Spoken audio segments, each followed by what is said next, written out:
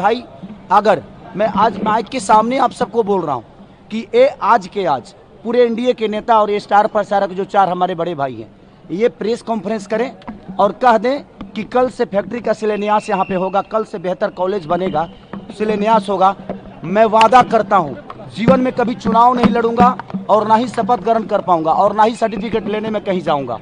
और आजीवन अगर मेरे सर्टिफिकेट लेने में ही इनका छुपा हुआ है रोजगारी, बेरोजगारी छुपा हुआ है, ये मुझे दोषी बना रहे हैं बेमतलब का, ये मुझे टारगेट कर रहे हैं। भाई मुझे टारगेट मत करो। बिहार बेरोजगारी से डूब रहा है, शिक्षा से दूर है, अस्पताल से दूर है, उस पर बात करो ना। आप बात करते हैं ये लोग कि फैक्ट्री क्यों नहीं लगा, रोजगार क्यों नहीं लगा। भाई तुम्हारे वजह से नहीं लगा ना। कोई अगर यहाँ एक छोटा सा घर भी बनाता था तो तुम फिरौती मांगने चले जाते थे, इसलिए कोई हिम्मत नहीं करता था यहाँ आने की, यहाँ रोजगार लगाने की। पर एनडीए सरकार में जब बिहार तरक्की कर रहा है, इंफ्रास्ट्रक्चर बन रहा है, यहाँ ट्रांसपोर्टेशन की सुविधा हो रही है, तो जाकर के यहाँ अब फैक्ट्री भी लगेगी, यहाँ रोजगार भी लगेगा और इसके लिए बिहार की जनता तैयार है।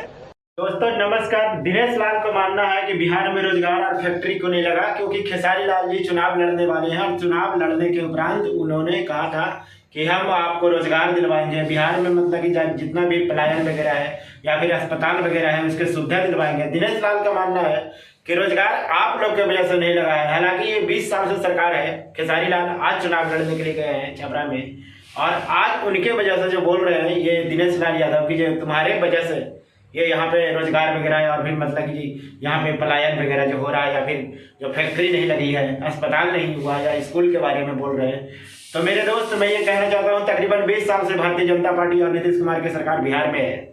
आप लोग को पता होगा ना, तो वहाँ पे पलायन पे कभी माननीय प्रधानमंत्री या फिर नीतीश कुमार कभी कभार बोलते भी है विशेष राज्य के दर्जा के लिए, लेकिन माननीय प्रधानमंत्री जी इतना बिहार में चुनाव किए हैं, कभी भी आप लोग उनके मुंह से सुना। एक बार वो बोल रहे थे कि रील बनाओ और पैसा कमाओ, एक बार बोले थे पकौड़ा बेचो, इस बार बोले हैं 5 किलो अनाज मैं दे रहा हूँ ना, उसना चावल दे रहा हूँ अरबा चावल के जगह पे। बहुत बड़ा काम कर रहे हो। जबकि ये गुजरात में जाते हैं तो वहाँ पे इंफ्रास्ट्रक्चर की बात करते हैं, फैक्ट्री की बात करते हैं, वहाँ पे मतलब कि रोजगार की बात करते हैं। हमेशा वहाँ पे देखिए किस तरीके से सौतेला व्यवहार हमारे बिहार के लिए भारतीय जनता पार्टी और माननीय नीतीश कुमार द्वारा हो रहा है। नीतीश कुमार के भी ये नहीं लग रहा है कि बिहार में रोजगार चाहिए, क्योंकि अब चुनाव खत्म हो गया है। आज संविधान का शपथ लेकर 10वीं बार माननीय मुख्यमंत्री जी बिहार के फिर से पदभार संभाल लिए हैं, लेकिन बिहार के क्या पलायन रुक जाएगा? खेसारी लाल छपरा से आप लोग ने जो हरा दिया है, तो इसके बाद में 15 साल से भारतीय जनता पार्टी की सरकार था, क्या वहाँ पे मतलब कि जो वहाँ जो व्यवस्था था, कानून वहाँ पे जो नाले वाली पानी वाला व्यवस्था था वहाँ ठीक हो जाएगा? इससे पहले भी सरकार था। ऐसा छपरा वाली जनता ने इस बार विधायक